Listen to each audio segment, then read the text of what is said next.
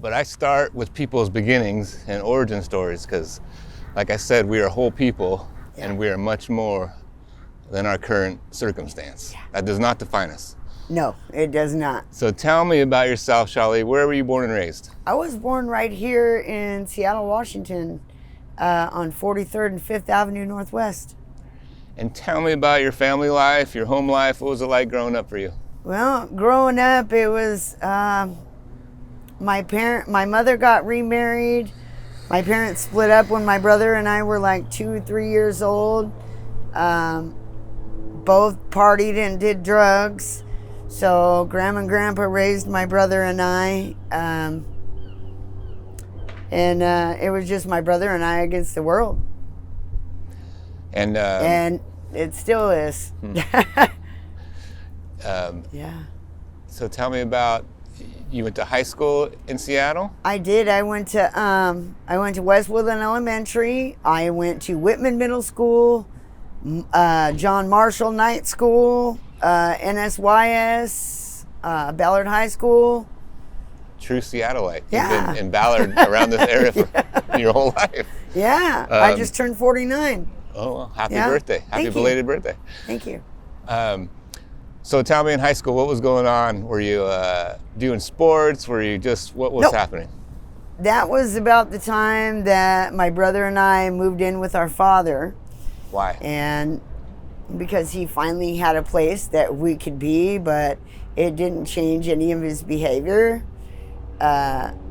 He had parties all night, drugs, women, men.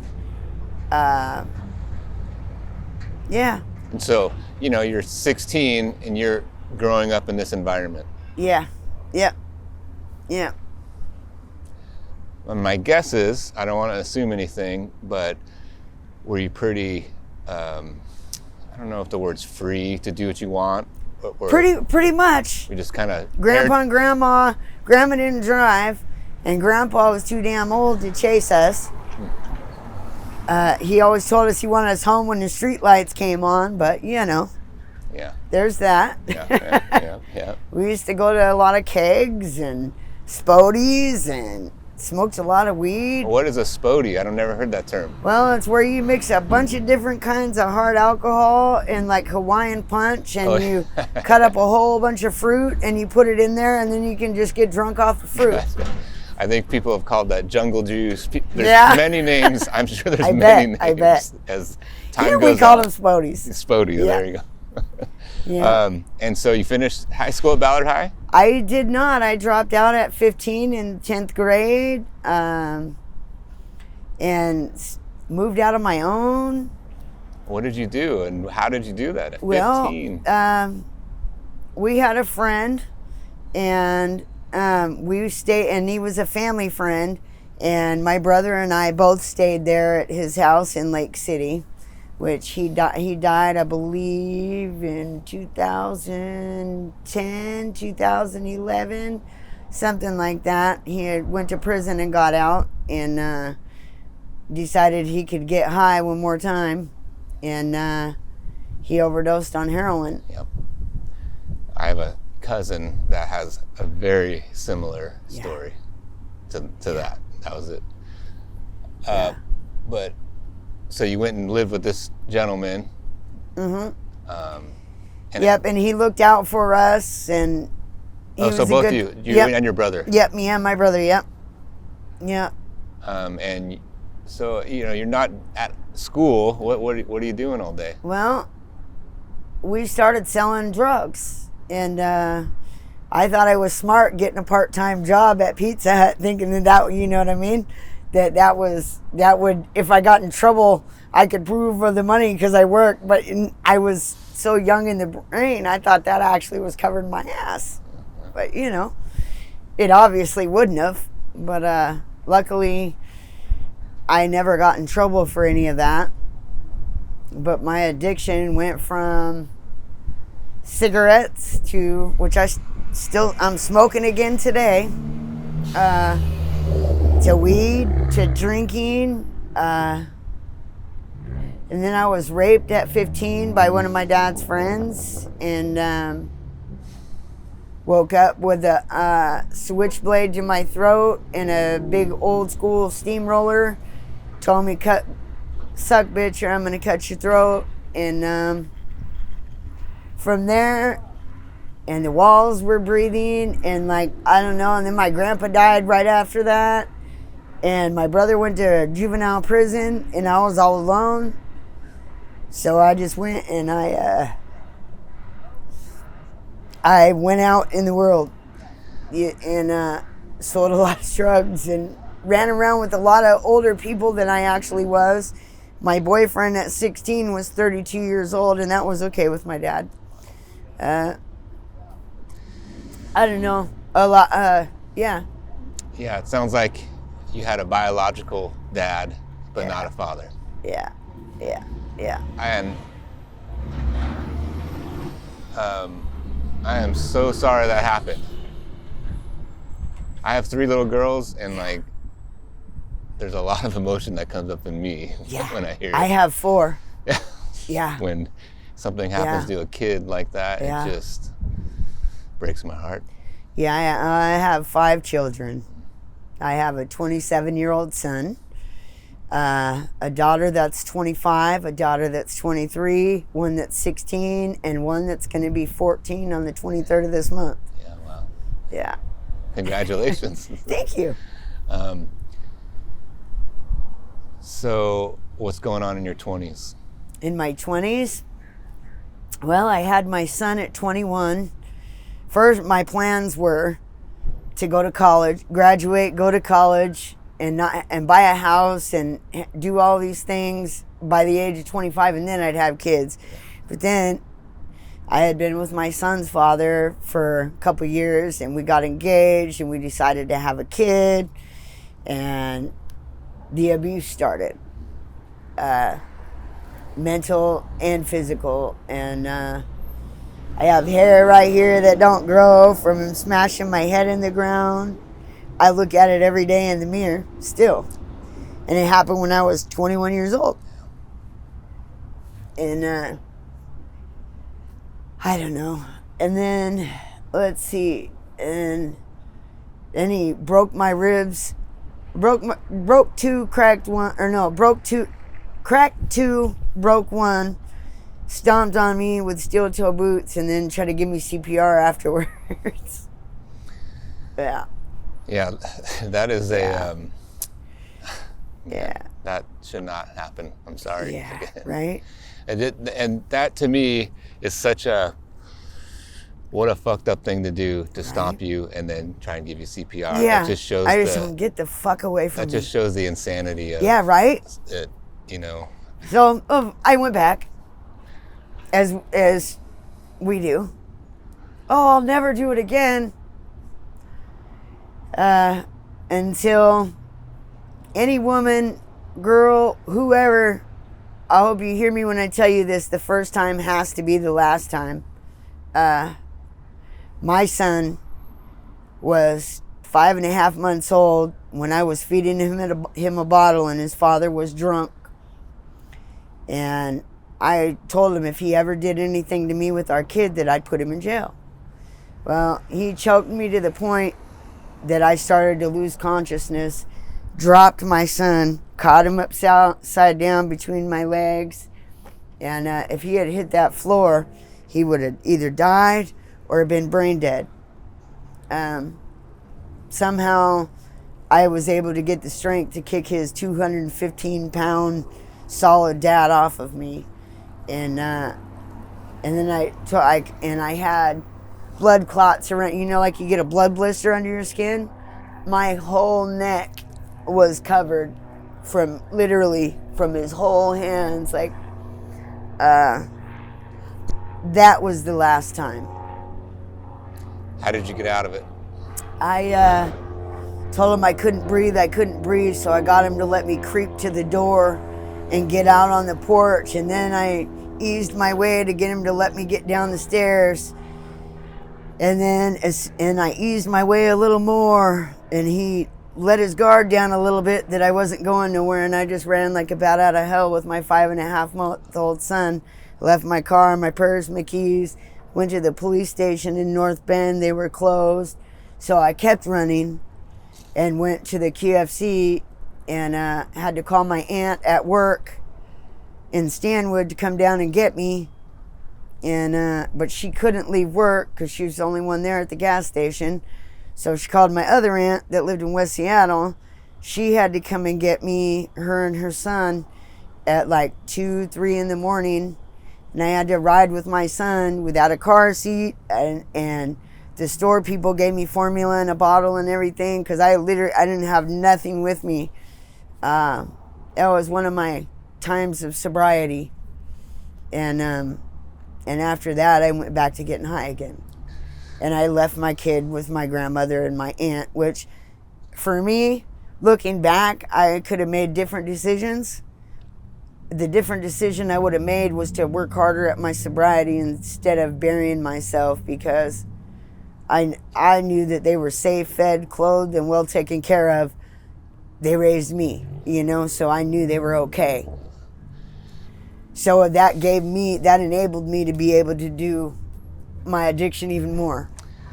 Yeah, I hear that, and I hear what you're saying, and I also hear I coped. Yeah. I didn't know how to cope. I didn't. Did anyone teach you how to? Did you have tools? Did you have skills? Yeah. So you coped the best you knew how. No, growing up, girls we don't cry. Man up. Yeah. Yeah. And it's like you did the best you could. Maybe you coped to survive. That was the best decision that I could make for them at the time, and for myself. Yeah. It was rough. Yeah. Yeah. And I'm glad you're here talking about it right now. Yeah. So you are coping, you are using, my 2 cents on, there's so many things to cope with. Yeah. There's so many bars around here. Yeah. Whatever. People, we're coping all the time as people with whatever. And there's legal ways to cope, illegal ways to cope. Yep. So I can care less, but it's like, it's a very human condition. Now I actually have some coping skills today, which I didn't have. I'm going to say I didn't have many of those until the 5 years that I spent in counseling, starting back 8 years ago. Yeah. Well, let's talk about your transition to get there 8 years ago. What led you to sobriety? Oh my God! Let's see. I lived with my grandmother and my aunt. Then I would go run off and go get high, and I'd come back to Seattle and get high because my grandfather and my grandmother bought the farm to get us out of Seattle, right? To get us away from this shit. But we were already in it. Quick, fast money. It's what we learned from my dad. Grandpa taught us to work for everything that we, Grandpa was super old-fashioned. They came from Mississippi, so hence we definitely got some good morals. Well, it sounds like two different messages and two different lifestyles that are very different. Yeah, but all intertwined at the same time. Yeah. And where's your mom in this whole mix? My mother was remarried and raising my stepfather's daughter that she started raising from 3 months old. We had regular visitation with my mom.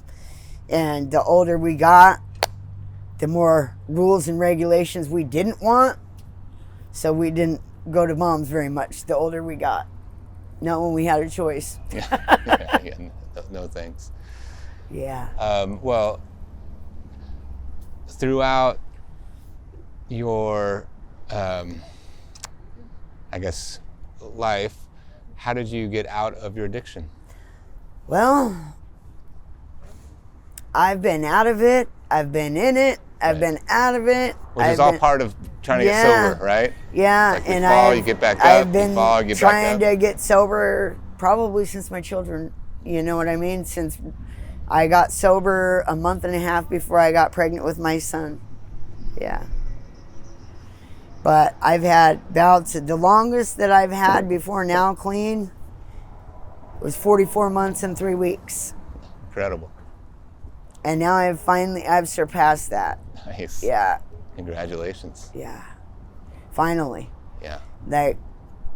But this time I really did the work. I spent a lot of time in jail. I was arrested for investigation of homicide with my son's father. Held in jail for 187 days as a material witness. Still got out and got high. I didn't carry guns no more. And that night I didn't have one then. But the people I was with did. So the company you keep, shit happens. Yeah, that's right. Yeah. Yeah.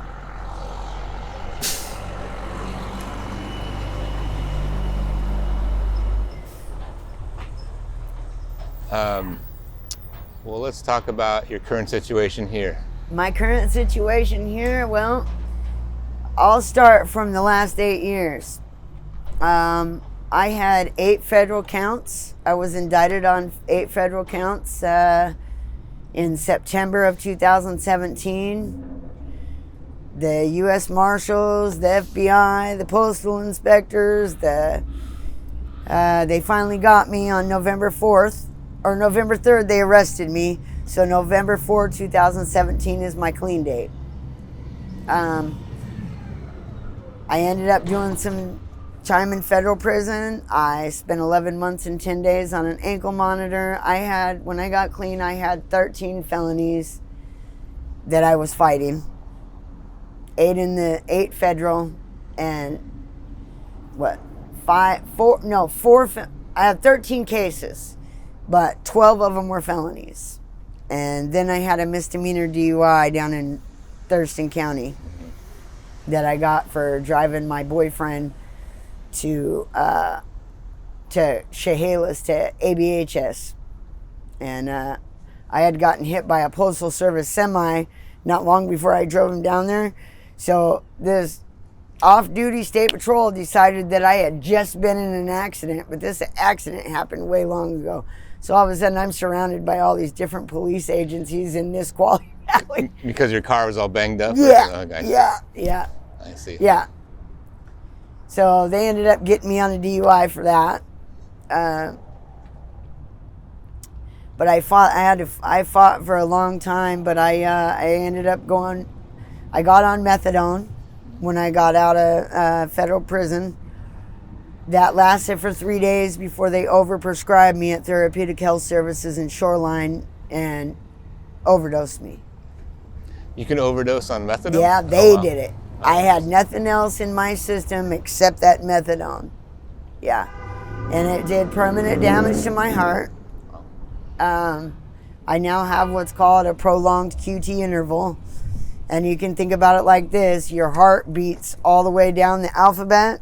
Well, like now, my heart skips Q, R, S, and T.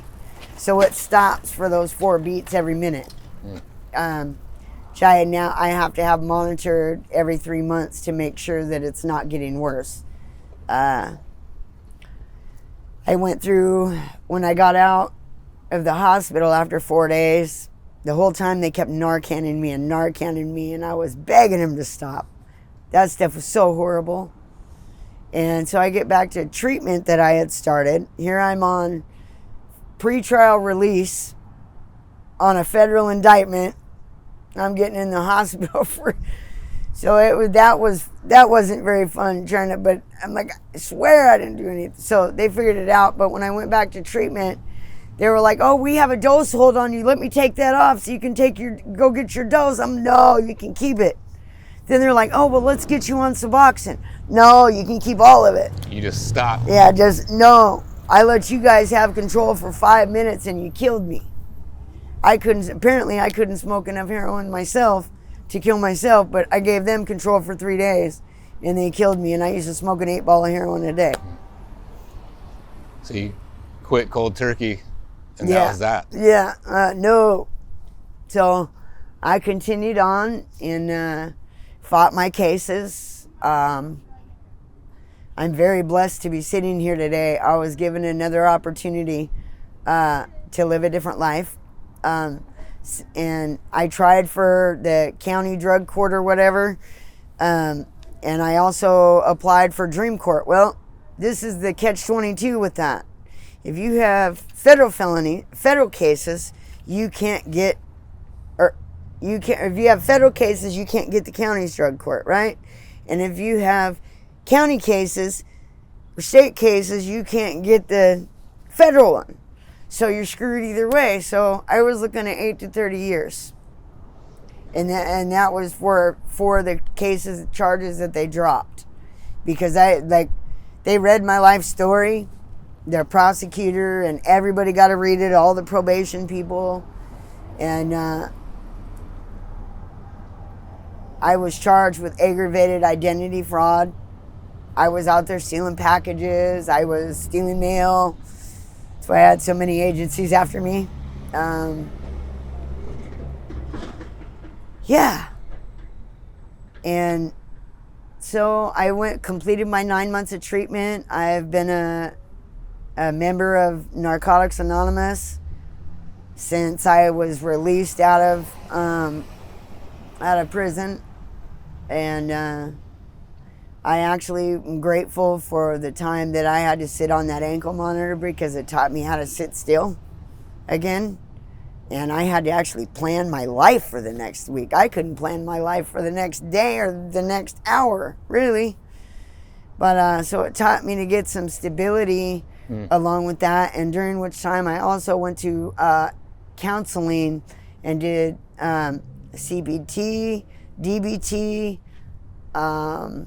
and spent a long time in counseling and worked through a lot of the stuff that I never did before. And I mean, I had been to counseling before, but I never did it I never really let it in, and I never really let a lot of things out.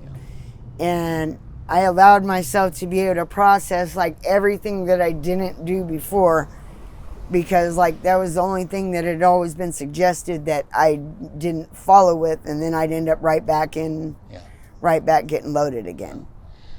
But you made a decision to keep coming back. Yeah. Which takes courage. Yeah. That's the work. That's part of the work, I'll say. Yeah. It's definitely a lot of work because I haven't been to a meeting for a while. I haven't been to church for a while. I'm not happy with what's going on in my life right now.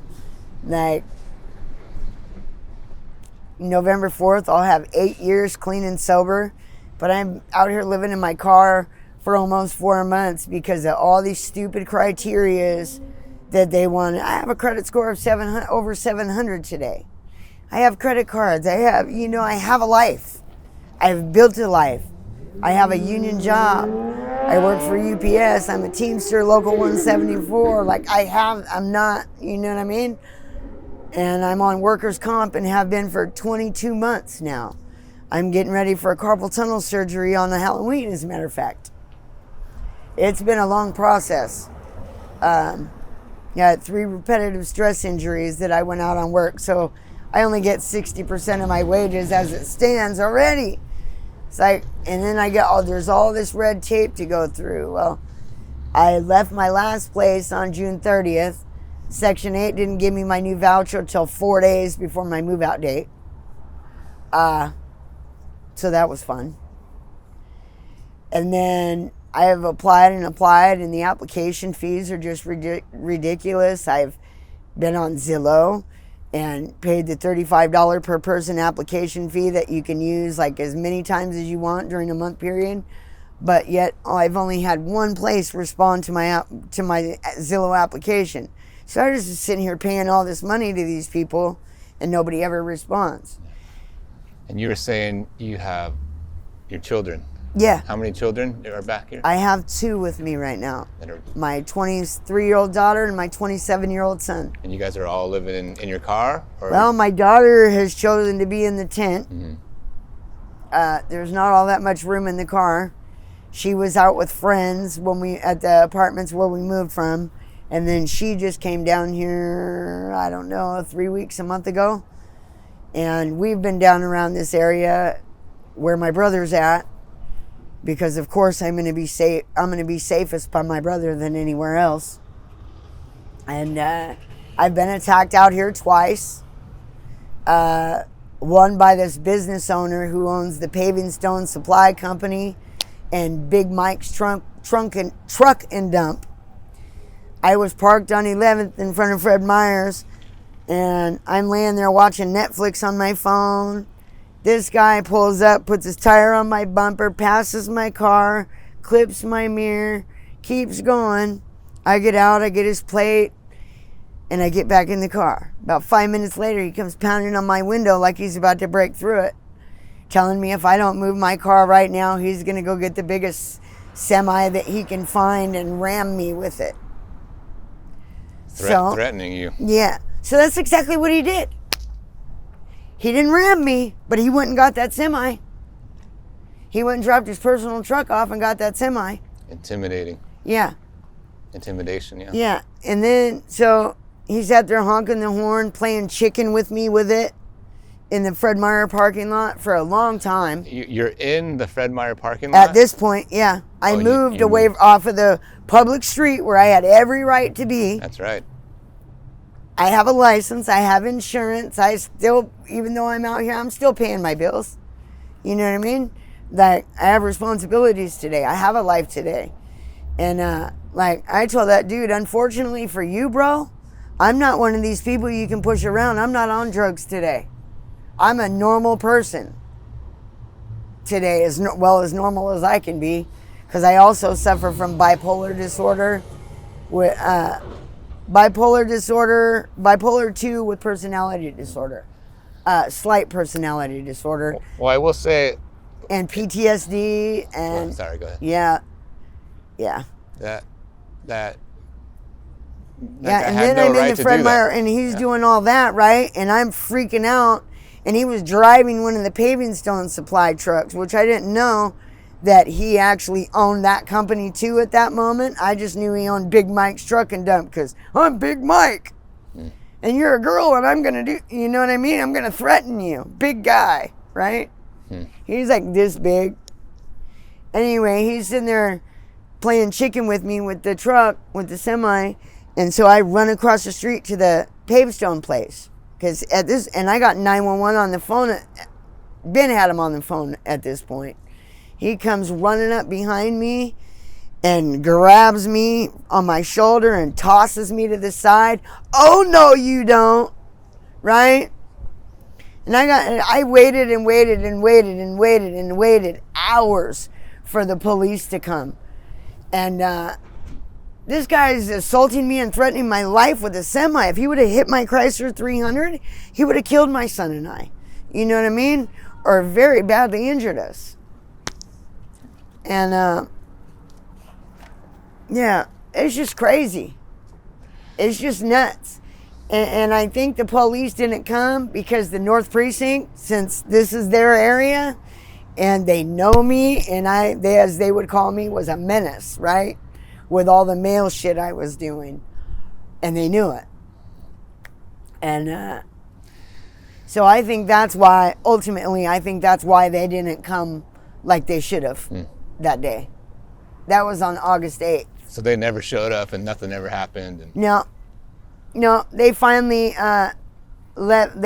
called and left a message or something. And I have yet to, but I'm going to just go ahead and wait to file charges on that dude because it's all on video. Everything he did's on video. With the Fred Meyer cameras. Yeah, and the cameras on that building over there. Yeah.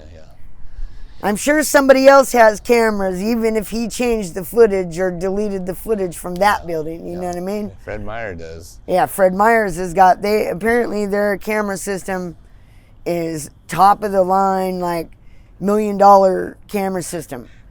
And I was right in plain view of the Tesla chargers and all that. Have you talked to Fred Meyer yet? Yeah, I've talked to the security guy. Yeah. Well, I'm glad that you're telling the story here as well. So it's documented somewhere. Yeah, and then that guy, because the cops weren't coming, and that guy, Big Mike, came and handed me $100 bill and says to get some food and put some gas in my car. Oh, thanks. I'll take that, you know what I mean? But that still doesn't get you off the hook for what you did. Yeah, he's trying to you probably felt bad and As you should. thought You he should have could- never acted that way in the first place. trying to pay you off. Yeah. You can't pay me off with no $100. What do you call that? For the scratch you put on my mirror? Or how about the black marks on my bumper? Yeah. You know, what about that? Well, I mean, And the 911 put it down as a fucking collision. Even though I had them on the phone when he's busy assaulting me. You know? Like, yeah. I weigh all of about $120. This guy's this big and definitely over 200 pounds. Like, that is so stressful. yeah. Yeah. And at that point, I had been out here about a month at that point. Yeah. So you have a job. Mm-hmm. You're living in your car. You're applying for apartments. Yeah. I assume. I have all the money saved at my mom's house to get into a place. But what I didn't do was have enough money to be able to save to stay in a hotel, nor did I think I would be not in a place by now. Like, Yeah. I mean, my life is completely different. It's all verifiable. Why can't I just get a place to live?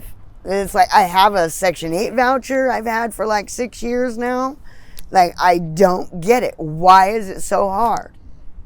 And everybody talks about 3 times the rent. Well, our income is, between my son and I, is more than 3 times our portion of the rent, but it's not $6,500. Yeah.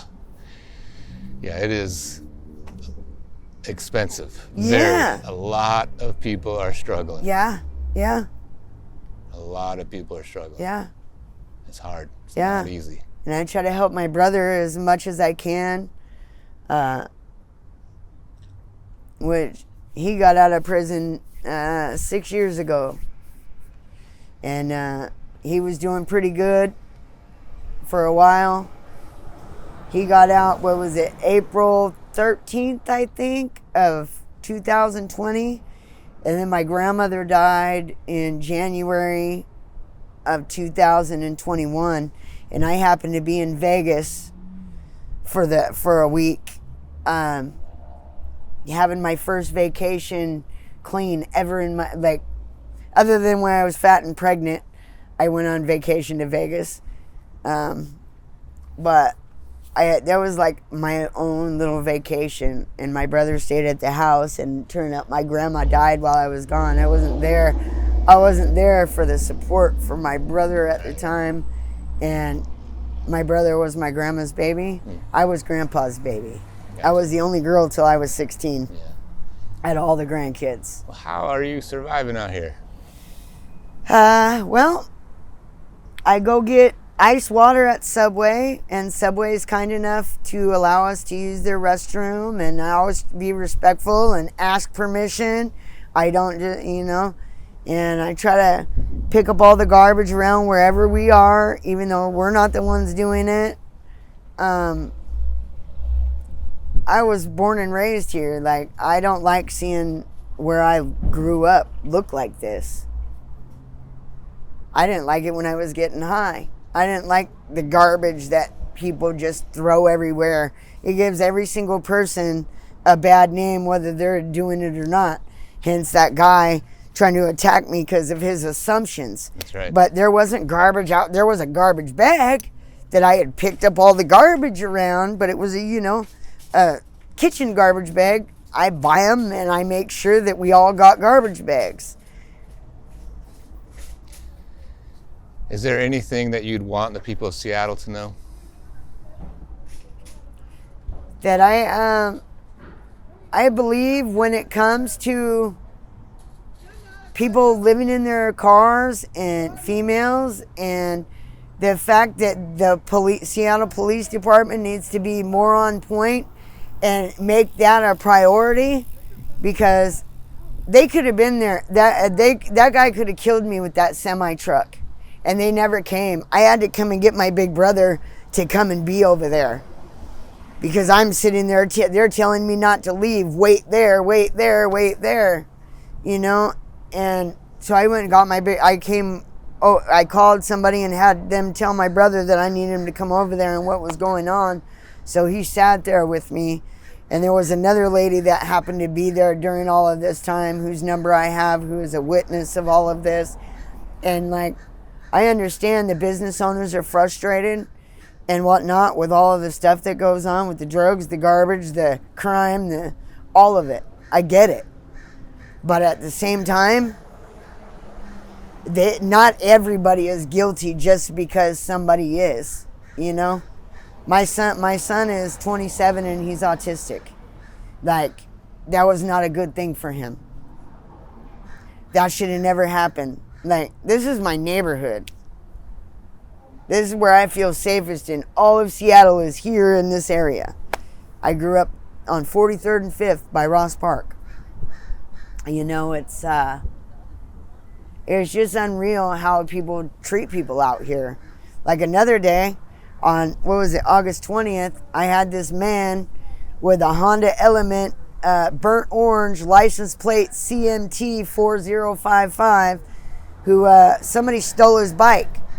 Well, it said it was out here against it said it was right here with his tracker, whatever. I did everything trying to help this guy to look for his bike, and his friend that was with him, and they were like being hella aggressive around us, and I'm like, can I help you? Like, excuse me. So we lift up the tarp, and I didn't see the bike there. His buddy didn't see this bike that they were looking for there. So, and then dude's like, I want to see inside. I don't know that it's not in the trailer. So I get the guy whose trailer it is to let him see that it's not in there. Like, there's no room in there for a bicycle. So he does, and then all of a sudden he does this, and he lifts at the bike. I ended up with a concussion that I still have a knot on the back of my head. Ended up in the hospital from this guy assaulting me that day. He lifted up. He hit me in the head with the bike. A different bike that was? Or? That bicycle. It was actually there, but none of us seen it. It was in between two other bikes. So when that guy, I guess his tracker made it go off or something, he just ripped it up and he ripped it out, and he told me to get the fuck out of his way. And I turned around and moved, and he bashed me in the back of the head with the bike. Gotcha. So he found his stolen bike, yeah, but assaulted you in the process of getting it back as you're trying to help him. And then he said, bitch, you should have moved out of my way. Okay, so we did this on purpose. Yeah. There wasn't no accident about it, or that wouldn't have came out your mouth. Yeah. How do you want to be treated? With respect and the dignity that I deserve. I come from a real dark place, but today I see the light. I go to church. I do outreach with Healing of Hearts Ministries. I do outreach with Hope is Alive Church, which I haven't gotten to do for quite some time. For a while, it was my injury. I haven't been to church in a while because I just ain't been feeling it. I ain't been really feeling the meetings, but I have a great support system, including knowing people that do outreach on a personal level. Right. You know what I mean? But it's a struggle. I bet. It's a struggle. I bet. Yeah, I can't imagine. And I think a lot of people, again, there's a stigma. All homeless people are unhoused or like this. All homeless people are this. Yeah, they're all on drugs and they're all stealing and they're all this. Yeah. I get my workers' comp every other Monday. Like, I don't steal nothing. I used to do that. I don't do things like that anymore because that's old behavior. And I know if I start that old behavior, it's going to take me back to old adrenalines and old. So for me, I think it would lead me back to active addiction. Yeah. So even if I can't afford it, I don't get it. Yeah. You know? Well, I hope. I try to make sure I have sparing enough and have enough here and there to make sure I can, make up for what. What's one of your biggest needs out here right now? Out here? For people not to be so judgmental and